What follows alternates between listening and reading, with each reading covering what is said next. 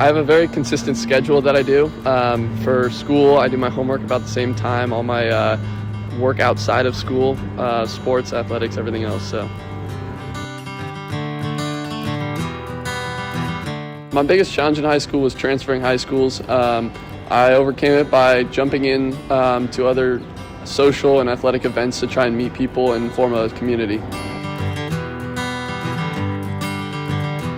My favorite community I joined at CDM was the golf team. I had a super great time playing with all the guys and winning some tournaments. I definitely recommend joining a sport, hopefully golf. You'll create a great community and have a lot of friends for life. Well, I would say start early in the summer. It's better to get them over before you start your hectic senior year. And then make sure you get the advice of your senior English teachers and just write truthfully, don't use AI, and you should be good. Well, you want to ask teachers that you either had in junior or senior year, and you want to make sure that they're going to write something nice about you. You want to be really connected with those teachers, and I would ask early second semester of junior year. Well, I mean, you're bound to be rejected from some places, and regardless of where you end up going, you're going to have a good time at college, so at the end, it doesn't really matter.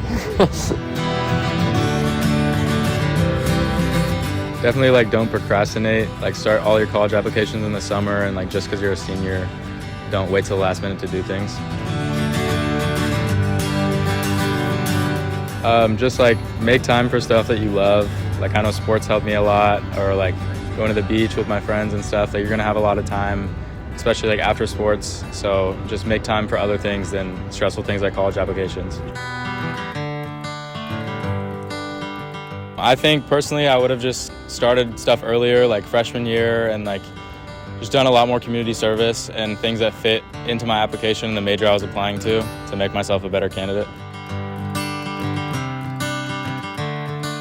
I think one of the biggest things that helped me was having a college counselor, but having a college counselor isn't necessarily the biggest thing you need. I think the most important skill is staying organized. Something that my counselor did for me is starting a spreadsheet with every single school that I was applying to, and then I had the school, the range, target, safety, reach type of school, and then I had all of the different essay questions. I think something that you'll notice as you go throughout the college application process is that a lot of different schools have prompts that overlap, and so I was able to reuse or use parts of essays and other different schools, and I think that was something that helped me a lot and saved a lot of time.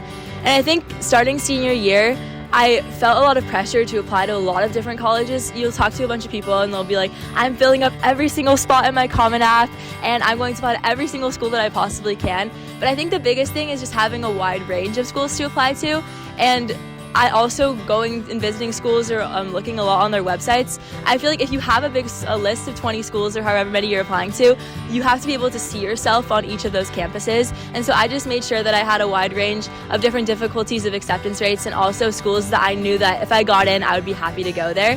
And so I think just pushing yourself to apply to as many schools as you think that you can handle and do well, I think quality over quantity is something that's really important. I think the same goes for anything, but I would start as early as possible with standardized testing. I was on the enhanced math track at CDM, so I was done with pre-calc by sophomore year. And so if you're done with pre-calc, then you know basically all the math that you need to know for any standardized test. So I started my test prep after AP exams my sophomore year. I think the best way to go about it is to take one of each, an SAT and an ACT, and kind of seeing which one you like the most. I know the ACT and the SAT have changed a lot with time constraints, but I think the main ideas is the ACT is more about timing and the SAT is more about the knowledge. You have more time to go about each question. And so for me, I found that the best test was the ACT. And I think no matter what test you choose, the biggest thing is to practice as many practice exams that you can. I know by the time that I took my first real test, I've been going in almost every weekend on Saturday mornings and taking a practice exam. I think if you go to a tutoring facility or even if you do it at home, I think being able to emulate a testing environment and kind of feeling the pressure of the time and having a timer around you is something that's really important. And then I think if you start really early, then you'll be done as soon as possible. I think it's a big relief to be able to be done really early. I was done by December, and that was something that a lot of my friends were still working on by the end of junior year.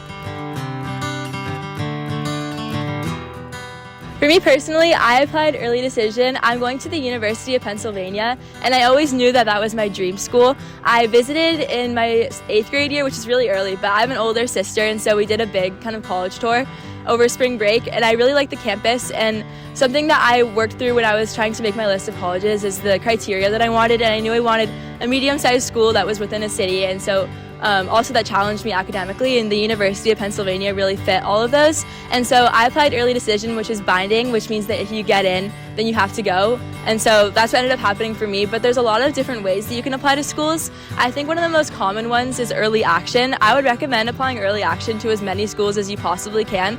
The deadline is November 1st, and so your senior fall, it's pretty busy, but then after that, I think you have a lot more freedom. And then for certain schools, you also have an opportunity to apply to scholarships that are only available for early action students. And so really my entire list was almost early action, and then the rest was regular decision, which you find out around like March and April. That would be like schools like the UCs. And then another option that people do is restrictive early action. These are like kind of private schools like Stanford and like bigger schools like that. And basically you apply restrictive early action, which means it's the same deadline, but instead of being like if you get in, you have to go, you have the option to go or not go, but you can't apply early action to any other public universities.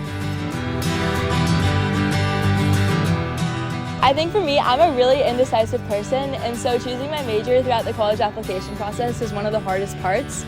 I made sure to look on all of the different college websites, and they have usually a page for every single school, like College of Arts and Sciences or the business school or whichever area you're interested in studying. And you can have a drop-down menu of all of the different majors. They usually have a short description, but I think the most important part is looking at the list of required classes that you have to take for each major, because you might be interested in like certain parts, but you might not want to take a certain class. And then a lot of different schools have major-specific questions, so also seeing which one you can answer the best to. But for me, I decided to major in cognitive science for the University of Pennsylvania where I'm going. But for a lot of different schools, I decided to major in economics or whatever one really fit my interests. And then I think another thing that's really important is making sure that your major matches with your resume and everything that you've done in high school, so that it's not, it fits lock and key with everything you've done, so it makes sense.